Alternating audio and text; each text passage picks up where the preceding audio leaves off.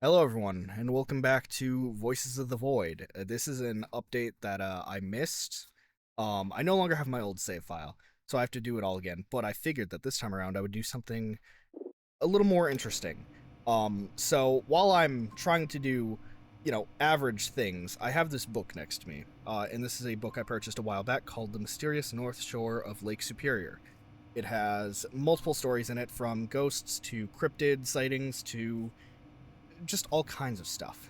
And I figured that it would be fun to try to read from this book while trying to manage everything else.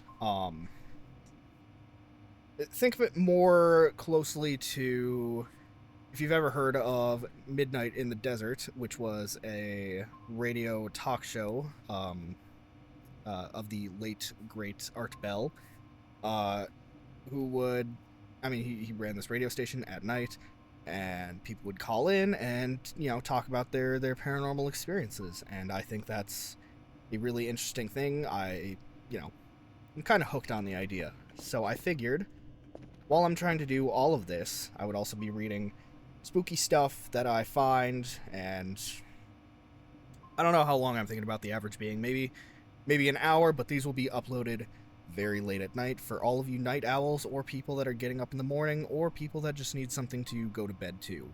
So, without further ado, let's crack open the mysterious North Shore of Lake Superior. For anybody who lives in the Northlands, maybe you've heard some of these stories, maybe not. So, let's see here. We have the first section, which is Ghosts and Spirits. The second section, which is Strange Creatures. The third, which is Water, Waves, and Boats, so most likely shipwrecks. And the last section is called Overhead, which is most likely aliens. So, let's jump into Ghosts and Spirits. So our first tale here is called Ghostly Shipmates, and it has a quote from Walt Whitman. "O Captain, my Captain, our fearful trip is done. The ship has weathered every rack. The prize we sought is won. The port is near, the bells I hear, the people all exulting, while follow hearts and steady keel, the vessel grim and daring. But oh heart, heart, heart, oh the bleeding drops of red, where on the deck my captain lies, fallen, cold and dead." Oarboats have a long history. Oh, or rather, I've misread this. Oarboats have long histories. They plow up and down Lake Superior, many of them painted in the same rusty hue as the cargo they carry. They seem unremarkable, especially in the port cities where they come and go with regularity. Many of them, though, could tell stories of storms and struggles worthy of books, if only they could speak. The American Victory is one such boat. Oof, said that weird. It's a fitting name for the old ore freighter, though she's been called by many others. In 1943, she entered military service as the Nishanik. Serving as an oiler, she participated in nearly every major battle in the South Pacific as Allied forces fought their way toward Tokyo. She served her country with honor, was decommissioned in 1945, and received 9 battle stars. In 1947, she was purchased by the Gulf Oil Company and renamed the SS Gulf Oil. She worked hard without mishap for more than 10 years, but then disaster struck in August of 1958. Sailing empty and outbound from Providence, Rhode Island, on her way to Port Arthur in Texas, the Gulf Oil found herself near the mouth of Narragansett Bay. That's a weird one. Enveloped by a thick fog, running blind yet cruising nearly at full speed. The freighter was taken off guard by the sudden appearance of the MVSE Graham, fully loaded and carrying 600,000 gallons of fuel. The crew aboard the Gulf Oil spotted the Graham too late. Unable to steer clear of the Graham, the Gulf Oil rammed her bow into the tanker, gashing a huge hole in her side. Gasoline poured from the Graham's wound, while sparks from the collision ignited the explosive cargo. Within seconds, both vessels were wrapped in fire. Harbor tugs, naval firefighting units, and Coast Guard vessels worked all day, through the night, and into the following day to bring the fire under control. By the time the blaze was extinguished and the smoke cleared, the Gulf Oil had lost 17 souls out of a complement of 38. The Graham didn't lose a man, her crew having jumped ship moments after the impact. The remains of the Gulf Oil's captain, Eden Montreville, were discovered on the ship's bridge, indicating that he never left his post. 8 more bodies were recovered in the crew's quarters. Another 8 were found floating in the sea. The bodies were all removed, though some of the Gulf Oil's crew are said to still inhabit her today.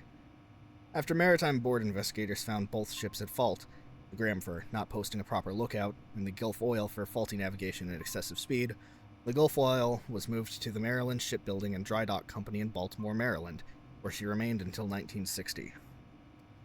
It was then that the nearly gutted hull was picked up by the Pioneer Steamship Company, rebuilt as a Great Lakes bulk carrier, and renamed the Pioneer Challenger. A run-in with a submerged rock in Lake Erie cut her tenure with Pioneer Steamship Company short, but her next boss was Ogle Bay Norton Company, who named her the Middleton. It was during her 44 years of hauling taconite pellets from the iron ports of the north to the steel mills on the lower lakes that stories of the paranormal began to surface. I had the chance to interview a former Middleton crewman named Steve, who experienced several ghostly encounters firsthand. Any seaman will tell you that ship doors are tightly closed. Latches are checked and double-checked, especially in the potentially deadly waters of Lake Superior. So when doors began to mysteriously swing open, Steve knew that something was amiss. Unseen hands seemed to be at work. Perhaps the old crew and the new crew were crossing paths. Over his remaining days and months aboard the Middleton, Steve's encounters with the supernatural seemed to escalate. Strange, unnatural occurrences grew in frequency, until one night he was awakened from a deep sleep.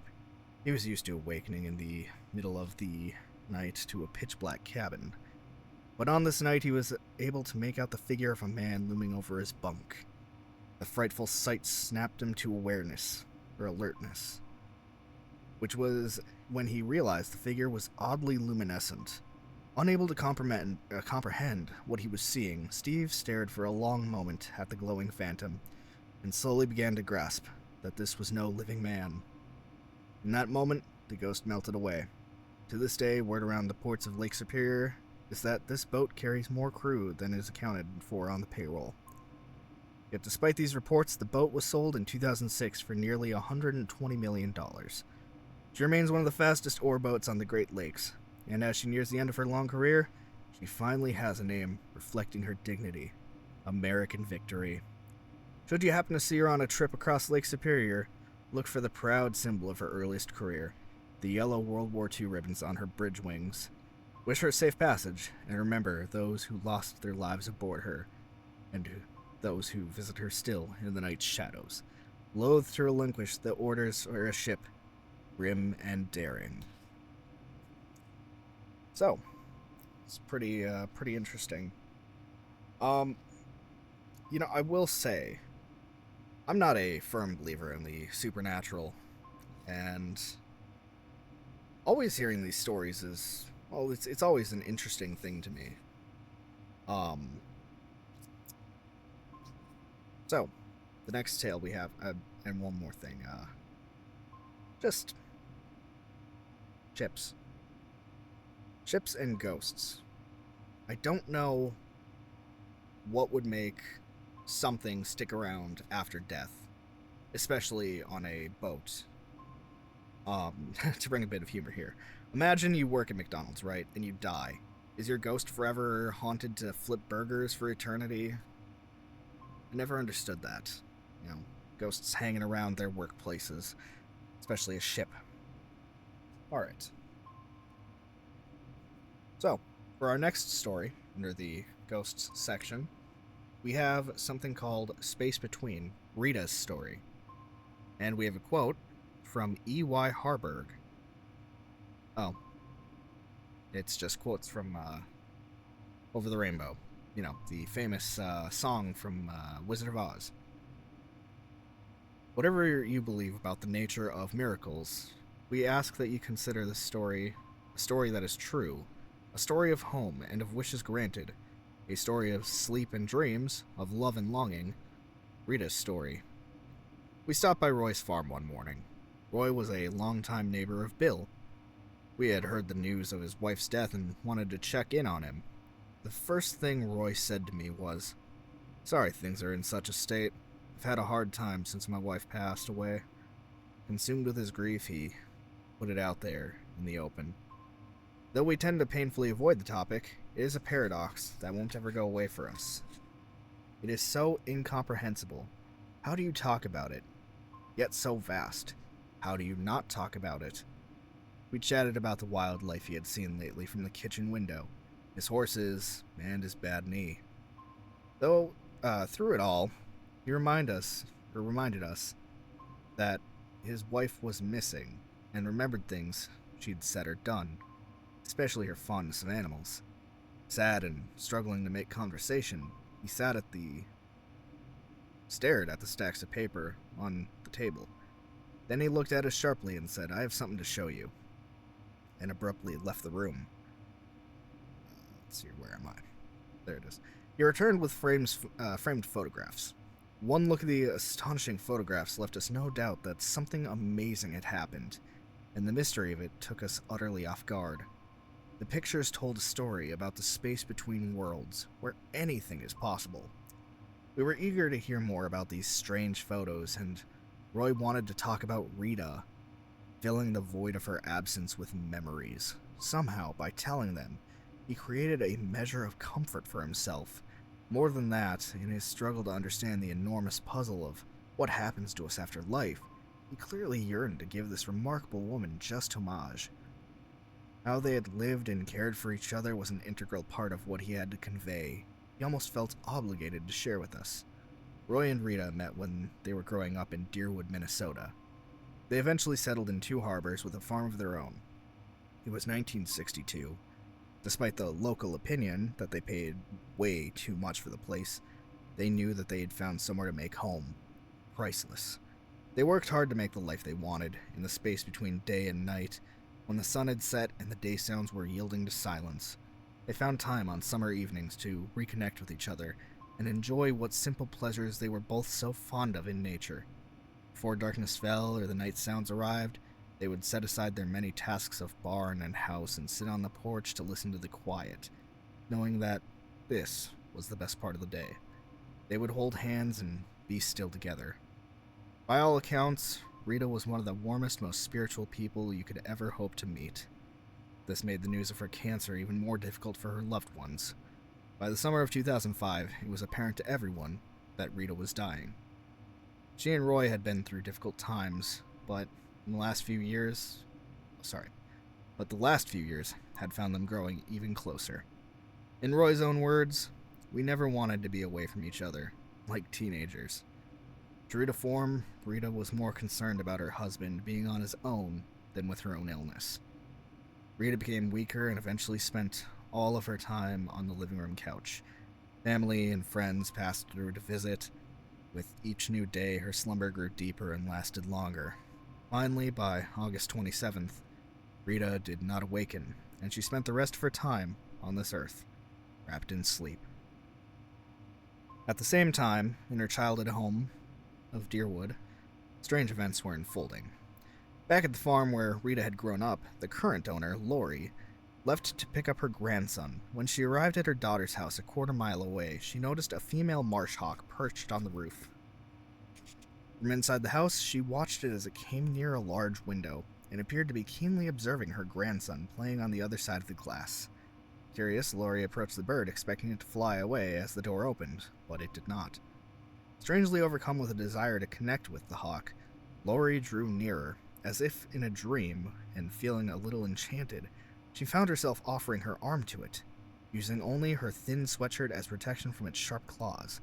She could scarcely believe what was happening when the hawk accepted the perch. It gently rested there, its hooked beak just inches from her face. The hawk gazed at her, looking inherently into her eyes with an air of calm regard. Oh, sorry, not inherently, intently. Oh, my mistake, everyone. Interested, but not sure what to make of this wild creature's lack of fear, she collected her grandson and left for home.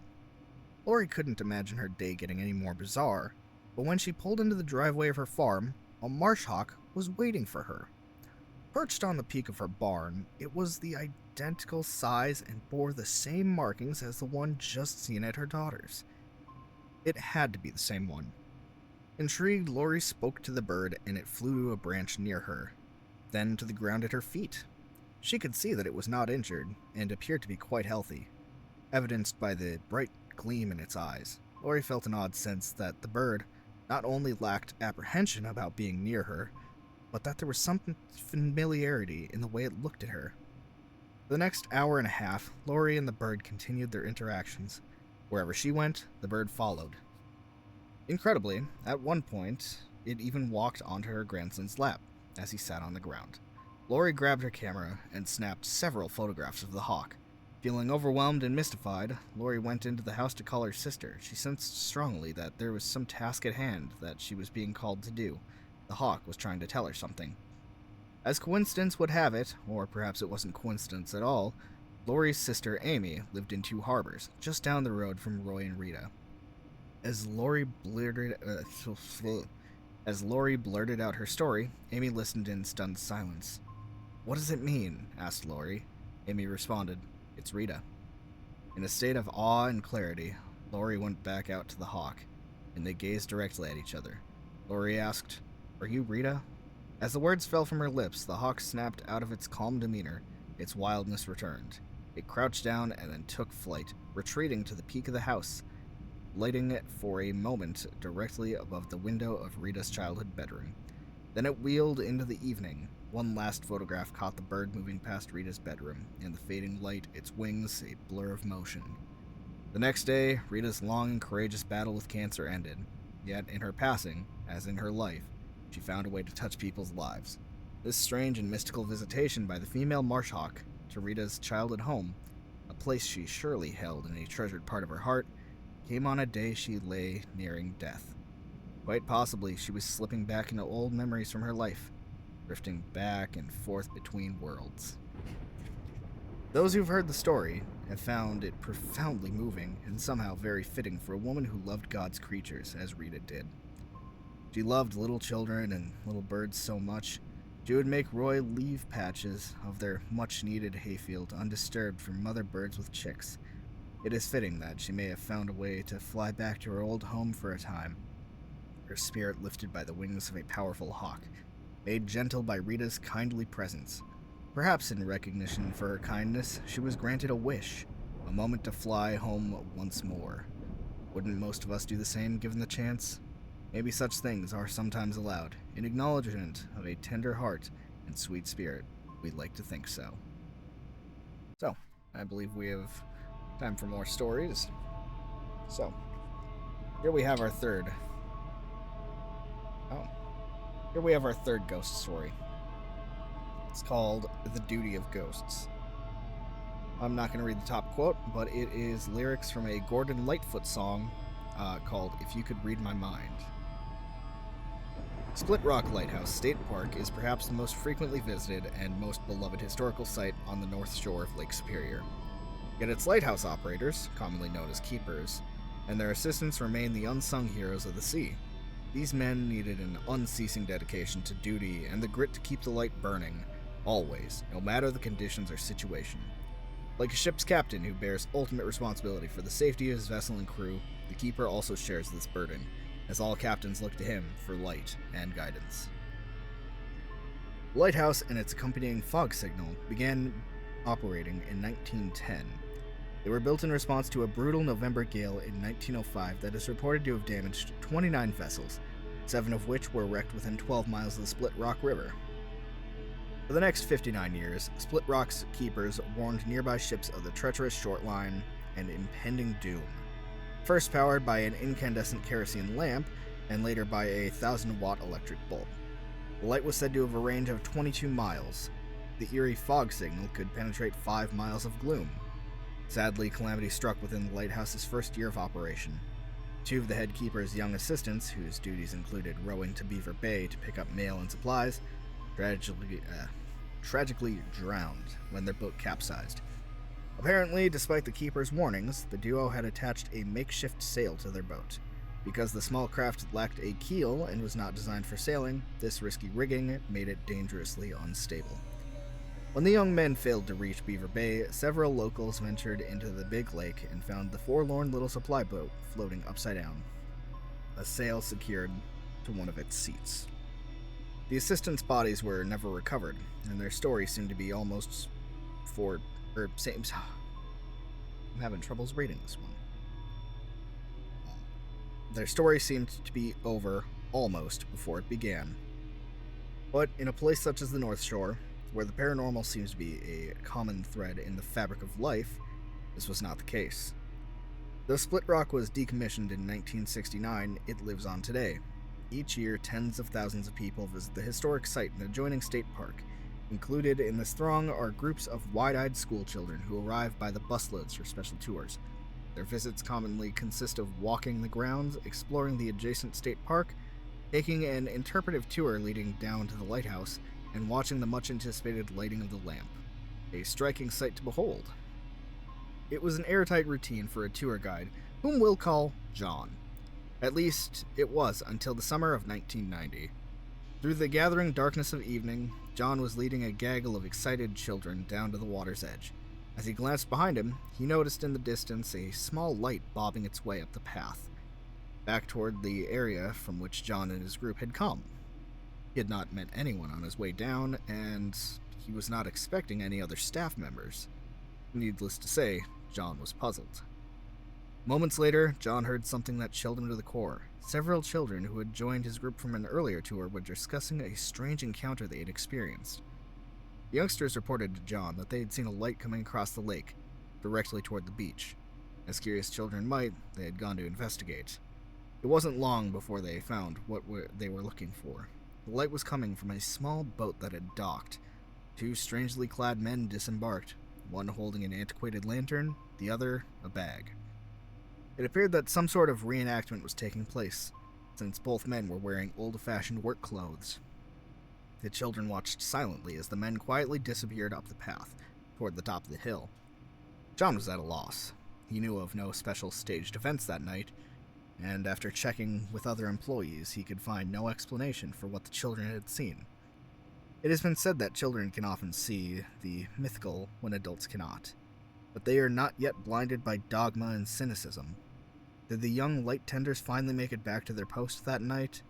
It has been written that every lighthouse the world over has at least one ghost. Perhaps, by its solitary nature, the work can only be understood by those who have done it, and these few must return from time to time, to revisit the world where they dreamed their dreams, communed with eternity, and learned to become, over their long years of service, navigators of time. So, while we're still waiting for this other one to finish up, let's read the next story in the collection. Let's see, how many are there total for this one? Oh, we're very close to the end of this. So we have two stories. All right, this one's called Split Rock Keepers. So the top quote of this is from Hattie Vose Hall. This might be for a song called The Light. Not going to read it. I am mentioning it, though. Okay. Are ghosts real? If so, why do they exist? Is a ghost the shadow of a person who has passed from this earth? Is he somehow drawn back to the place that held him in life? Perhaps a ghost is a dream-walking spirit, returning once more to a world he could never forget. No living person can say for certain, which in part is why ghosts fascinate us so. In August of 1997, Matt Miller and a younger coworker, Zach, were wrapping up a typical day at Split Rock Lighthouse outside Two Harbors. They closed and locked up the place, but then they started towards their vehicles. As they walked away from the grounds, a movement at the top of the lighthouse suddenly caught Zach's eye. He turned to Matt and asked, "Did you see that?" Matt glanced back, and he too saw a dark figure moving beyond the lighthouse's glass windows. Almost certain that the lighthouse had been empty when they left it, the two men assumed that they had mistakenly left its door unlocked. They returned to the lighthouse, but the door was securely locked. Obviously, Matt and Zach had inadvertently locked someone inside. They gave the place a thorough inspection, but there was no one to be found. At his 14 years at the Split Rock, in his 14 years at the Split Rock Lighthouse Historical Site, Matt had heard several stories about guests encountering ghosts. In most cases, the guests mistook the spirits for employees dressed in time period costumes. One of Matt's favorite tales involved a careless visitor who had lost his wallet. It was the end of a hot July day when the man returned to the lighthouse. He was disappointed to find its door closed and locked. Hoping that an employee or two might still be inside, the man knocked loudly on the door. When there was no answer, the desperate man persisted, this time knocking and shouting for someone to open up. "Hello? Is anyone in there?" yelled the man. "I think I left my wallet inside." He was about to give up when suddenly the door was flung open. A man mature in years, dressed in an antique keeper's uniform, unceremoniously pitched the wallet at the tourist and slammed the door shut. Of course, there are no such employees at this lighthouse. Matt has never been inclined to believe in the paranormal. After all, lighthouses naturally inspire thoughts of the romantic past, and people can be prone to flights of fancy. Still, he never did figure out what he and Zach saw on that August night. If it were a ghost, it's the first and only time he ever saw one, which is why it's an experience he'll never forget. This one is called The Tall Man, and there's a quote from William Shakespeare from Hamlet. And this one I will read. "There are more things in heaven and earth, Horatio, than are dreamt of in your philosophy." A legend has arisen out of Onoda Cemetery in Duluth about a tall, shadowy figure and a specter dog that have been said to wander on occasion through the graveyard. The authors of this book learned of the legends thanks to a local man who told us his personal experience with the ghost, which has come to be called the Tall Man. According to his best recollection, the local was 16 years old when he sighted the Tall Man during the fall of 1992. He and some daring friends had ventured into the old cemetery, which features gravestones dating as far back as the middle of the 19th century. The group of adolescents wanted to test their nerves and try to scare one another. In accordance with the storyteller's wishes, only his first name is mentioned. As Jason remembers, once inside Onoda Cemetery, the teenagers found themselves widely dispersed. Jason walked from gravestone to gravestone, reading the names and dates by the bright moonlight. It was no doubt a strange and lonely place to be. No one in his group was familiar with the legend of the Tall Man. So when Jason heard one of his friends softly call, "Here comes someone," he assumed it was the cemetery caretaker, come to run them off. Jason hid, crouched behind a particularly large marker, and watched the 16-year-old saw a lean, angular figure approach, led by a dog of medium height with a heavy build. The man and his dog strolled along the interior roadway designed to allow easy access into the cemetery. As the duo drew closer to its hiding place, Jason heard what sounded like dog tags jingling. He and the others hunkered down so they wouldn't be seen by what they believed was some responsible party. They were quite surprised when the lanky, dark figure and his dog strolled briskly past them and onward down the cemetery road. The man looked neither left nor right, but marched smartly at a steady pace, the dog mirroring its master precisely. Jason imagined nothing supernatural until the two reached the point in the road where it made a sharp 90-degree turn. Straight ahead was a wall of heavy brush and trees, followed by a sheer drop-off nearly 100 feet. The turn, on the other hand, led back into the graveyard. To Jason's horror, the man and his dog walked straight into the brush. Crunching noises and footfalls were briefly heard. Then there was only silence. The encounter sent the teenagers running. Later, when the band of young friends reassembled and discussed what they had seen, they all agreed it was no living man or dog, and if they possibly might have been, they no longer were. Jason's earlier assessment had been that the caretaker was coming to send them away. It seems that they were right on both counts. Maybe it was a former caretaker. Perhaps the man and dog were spectral beings who once had walked the grounds as part of a job, and now were obligated to go on doing so beyond the grave. The spirit of the Tall Man may wander the cemetery, acting as a guardian with his trusty dog over the resting place of the deceased, watching for those who would intrude with a less than respectful attitude. Further evidence of the story comes from another local named Ethan. His story, also from 1992, tells of a rowdy group of young people from Denfeld High School who were hanging out next to the cemetery with their car radio turned up loud. On the road that runs next to the cemetery, they saw the tall figure of a man approaching with a dog. Suddenly, the dog broke away toward them at a run, snarling and showing its fangs. Without uttering a word, the man halted and raised his arm in a sweeping arc. Immediately, the summoned dog retreated, and both of them turned and walked off the cliff's edge, just as Jason's group had witnessed. The boisterous crowd quickly turned somber at the eerie sight.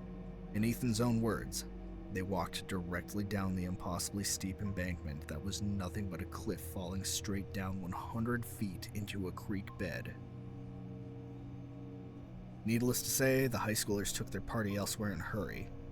Though history does not provide us with a record of who this lonely man and his dog may have been, it seems likely that the ghost of the tall man and his loyal companion were bound together in life long ago, and they continue on together as caretakers, even after death. As they carry out their grim mission, they offer a lesson in humility and respect for the strange and somber nature of cemeteries, and those who would guard them, ensuring that all entombed there do indeed rest in peace. So, that is the end of the ghosts. Or rather, the ghost section. I see that we're not getting any more progress on the, on the detection here. But I've been recording for over an hour and a half, and I would say that this is a good place to stop. So, thank you all for watching. I hope you enjoyed. Stay safe out there. Be kind to one another. Be kind to yourselves. Remember, there's a lot of strange things in this world. And if anybody has, watched this far and thought, hey, I have a strange story, slap it down in the comments or even join my Discord and, post something in one of the chats there. And if it's alright with you, I'd like to read it off. So, that said, peace out.